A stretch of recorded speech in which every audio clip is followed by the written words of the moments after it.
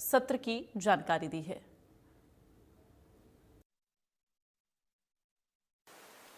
Monsoon सत्र में हमारे विधायकों द्वारा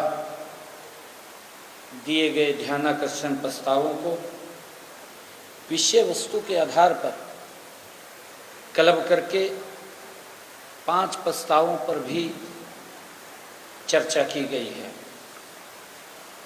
सदन के पटल पर रखे गए 6 विधेयकों पर भी चर्चा की गई है और उनको सर्वसम्मति से पास किया गया है। मैं माननीय विधानसभा अध्यक्ष महोदय का धन्यवाद करता हूं, जिन्होंने इस सत्र में सब सदस्यों को खुलकर चर्चा करने का अवसर प्रदान किया है। मैं सभी विधायकों का भी धन्यवाद करता हूं, जिन्होंने सार्थक चर्चा की। उनके द्वारा किए गए विचार मंथन और निर्णय अत्यधिक रचनात्मक व उपयोगी रहे। सीएम सैनी ने वोट चोरी को लेकर कांग्रेस पर जमकर निशाना साधा। सीएम ने कहा कि कांग्रेस के समय बूथ कैप्चरिंग होती थी। कांग्रेस सबसे बड़ी वोट चोर पार्टी है। कांग्रेस ने चुनाव में जमकर धांधली की है और कांग्रेस के समय में घोटाले होते थे। कि हमारे जो विपक्षी दल हैं लगातार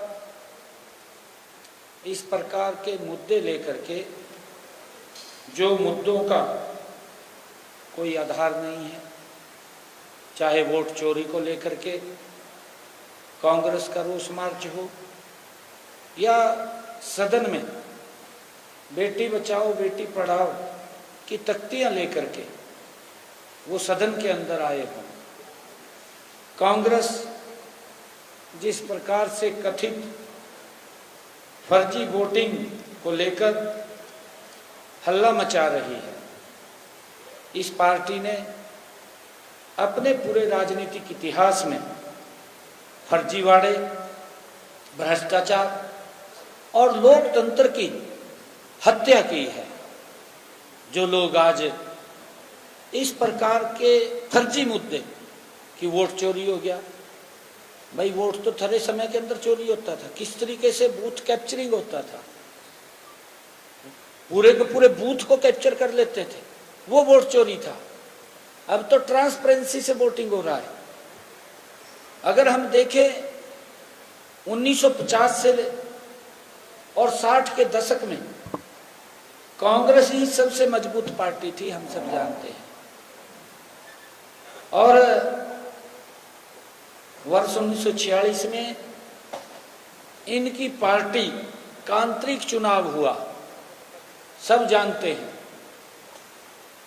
और लौह पुरुष सरदार वल्लभ भाई पटेल जी को 14 वोट मिले थे, जो ये वोट चोरी के आरोप लगा रहे हैं।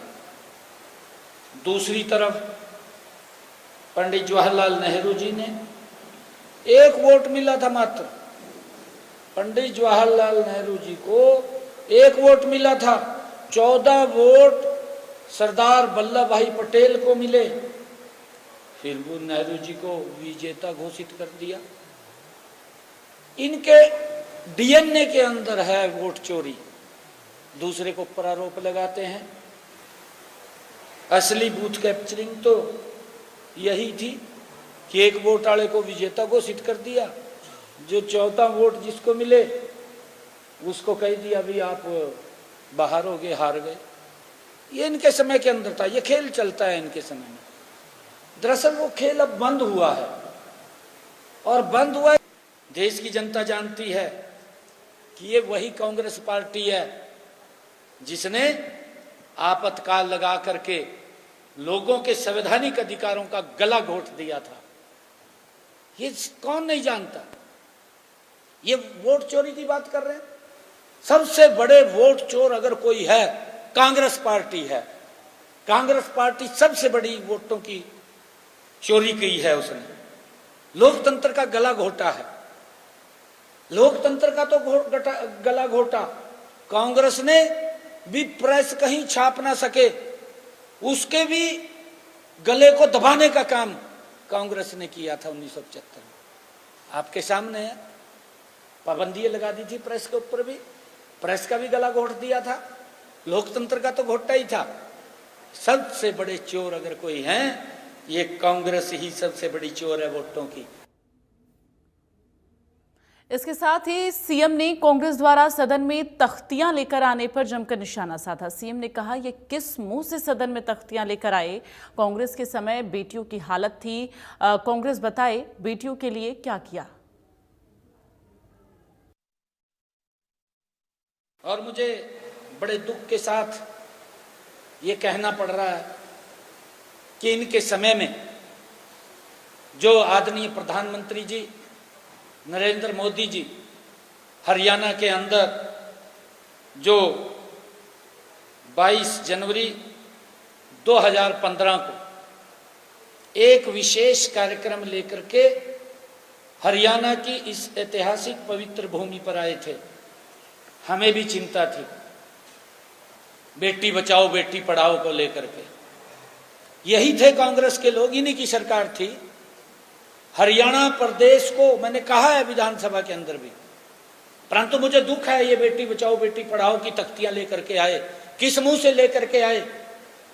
ये हरियाणा प्रदेश का आज लोग इनकी बदरतना कर रहे हैं कि थरे समय के अंदर बेटियों को किस तरीके से कोख में मार दिया जाता था। ये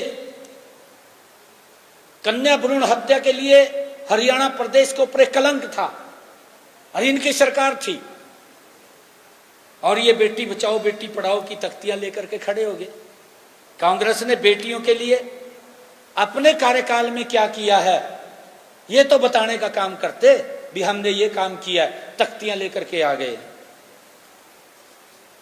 कांग्रेस ने जब वे 2014 में सत्ता छोड़कर गए तो प्रदेश में लिंगानुपात 871 था। जब आदरणीय प्रधानमंत्री जी यहां आए तो एक राष्ट्रव्यापी आंदोलन चला, राष्ट्रव्यापी बेटी बचाओ बेटी पढ़ाओ के कार्यक्रम की शुरुआत हुई। और मुझे बताते हुए कि इसके परिणाम पॉजिटिव आए, ये प्रधानमंत्री जी ने चिंता की, मोदी जी ने चिंता की, और उसके परिणाम सार्थक ये निकले कि आज बेटियां जो हमारा लिंगानुपात है उसकी दर में बड़ा सुधार हुआ।